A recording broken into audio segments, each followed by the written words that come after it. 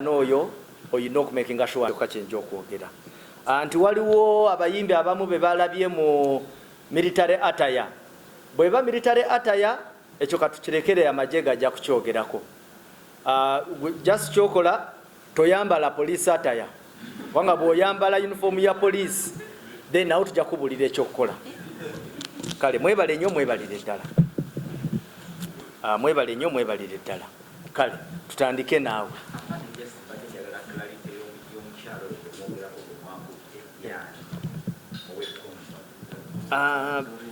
I think you're Doreen Kaija. Yes. And bad practices. They can also smuggle in dangerous weapons, especially these fires. Yes, the previous term registered slightly less. Kakyenja okwogera anti waliwo abayimbi abamu be balabye mu military attire bweba military attire ekyo katukirekere amagye gajja kukyogerako just kyokola toyambala police attire wanga bw'oyambala uniform ya police then nawe tujja kubulira ekyokukola kale mwebale nnyo mwebalire ddala n'oyo oyina okumakinga sure zibwa anaani atakirizibwa kola dduyiro ng'abalala bazikola nze zensiza okulaba abalala ze bakola zibeera mu mikono gy'abakugu oba abantu abakkirizibwa mu kuzikondaktinga so kubanga agamba abamu naye abalala so kyekyo nze kyemanyi nti dduyiro endala ze n'akalabako is zikolebwa nga ziri conducted by abantu abakkirizibwa okuzikondaktinga naye ate n'ekirala kye tusaba just avoid okumenya amateeka just kijja tuyamba ekirala n'agamba nti ate omwana bwankubira salute ewaka tewali buzibu leka agikukubire tewali musango nti bajournalist bali mu kutya bajournalist tebalina kutya kubanga tukwatagana nabo bulungi just nti bajournalist nti agambye nti abajournalist waliwo omwogezi omwe yagamba nti nabo beetegeke nedda muyinza okuba maybe simanyi ngeri gye mwakwatamu statement eyo kyetusaba nga abakuumaddembe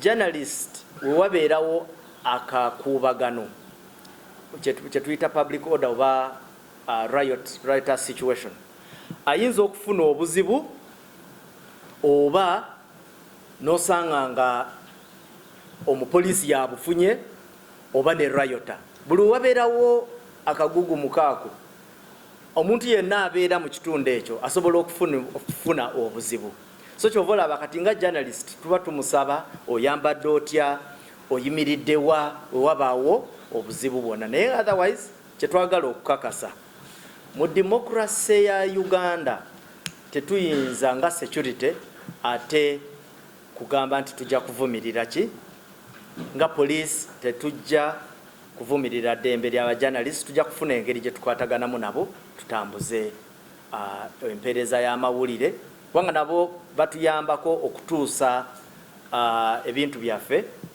ffe gye tutasobola kutuuka so omunamawulire si mulabe wa poliisi omunamawulire ayambako poliisi okutuusa ensonga zaayo mu maaso yes waliwo abo abasalawo ne batambuza opinions zaabwe nosanga nti police story ate omunamawulire asoose kugikyusa n'agijjamu ebirowoozo bye naye ekyo tuba tusaba nti mugezeeko okuba professional aba batatuuka ku mutendera ogwo ekisembayo bibiri nagamba nti omuntu akukwata afaanana ati omupoliisi abantu nga tugenda kutandika kutambula na firimbi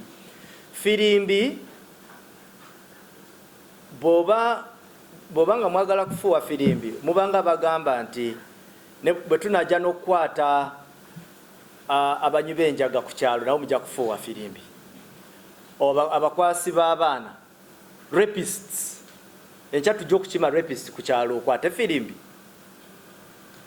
poliisi esobola okukwata either ng'eyambadde uniform ya police oluusi nga tetaddeeko uniform.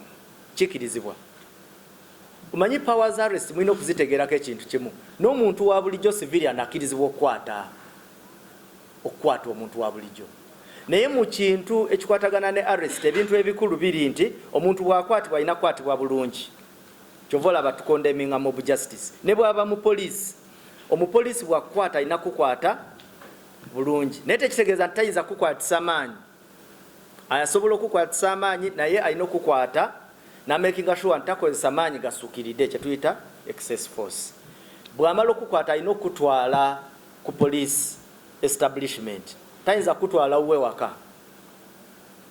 Bw'amala okukwata alina okuprocessinga n'akutwala mu kooti. Era kati ebintu ebibadde bivaako okuwogana kuno kwonna abantu 11 oba 10 abanuupu bonna betukutte bagenze mu kooti okujjako omukyalo omu we tuyina ate naye munaku nga leero oba enkya ajja kuba naye agenda mu kooti. Ekisembayo abuuziza nti suspect osobola okumutwala mu kooti nga talina statement. Yes, because okuwaako okwa statement liba ddembe liyonga omusibe. Oyinza okusalawo okugiwa, oyinza okusalawo obutagiwa. So ffe abasalawo okutwalayo nga tusinziira ku bujulizi bwe tuyina, kubanga gwe statement kyetegeeza iza tolitubuulira side yo eya story.